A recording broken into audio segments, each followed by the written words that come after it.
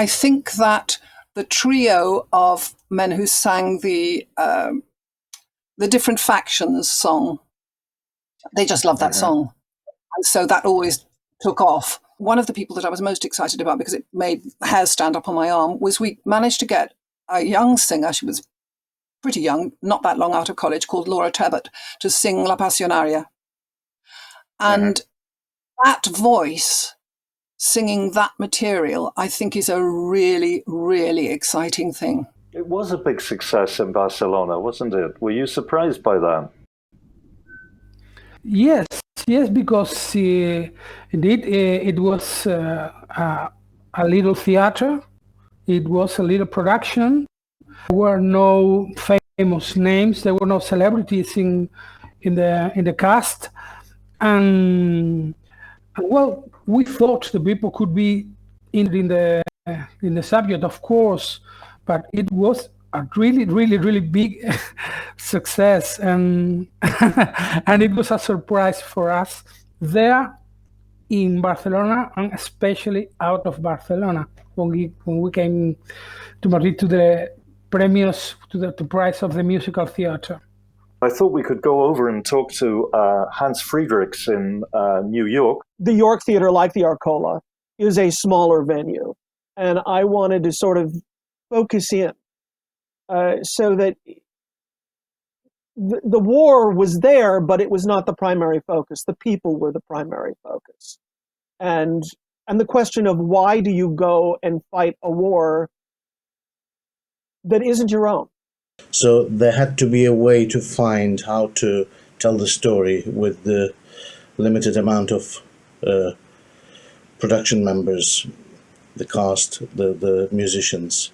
In a way, I guess that's quite a liberating thing, because you had to do it that way rather than thinking there are so many ways to tell the story, but we have to tell this way. And I think they were incredibly well prepared for that. I think this intimacy in an intimate venue told a very big story in the end. I was very happy. I was very, very impressed with the work, and I thought it was very emotional. I think what resonates with me is it was a show that we knew would have international appeal. We knew that it appealed to people from all over the world because of the nature of the story. And it proved it to us. We took it to New York and it resonated just as well there as it did in London. And that was an intensely gratifying experience, I think, to see that. And I think really that my overwhelming feeling about Goodbye Barcelona is one of gratitude. I think that we've been involved with something that is so important. I think we knew it at the time, but the fact that we're talking about a London Fringe production 10 years on says something, right? That never happens. We rarely talk about big productions 10 years on.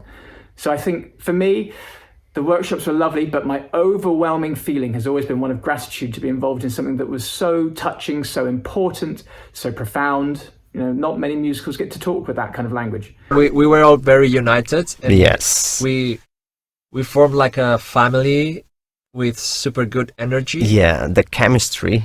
With the team, with all actors and musicians. Yeah. It was awesome, just awesome. We had Goodbye Barcelona 2 times in Luisenburg Festspiel. That was the first time when Carl was there and Judith, and they showed us what they did. That the audience was very impressed. That was the first time. But the second time, that was this year, when we are looking back, what had we resolved? What did we get? And in that moment, we offered in that showcase one song from Goodbye Barcelona to this audience of about 40 theater makers working in musical. We got very, very good reactions. The play has to be obviously open in London, then in Barcelona, which is an obvious place to go. And the next stop should be Mexico. We did a presentation with 6 or 7 songs at Radio UNAM. I think that's important, that the Republic and its ideals survived in Mexico. And they made a huge change. So I think it's a must that we have this show in Mexico.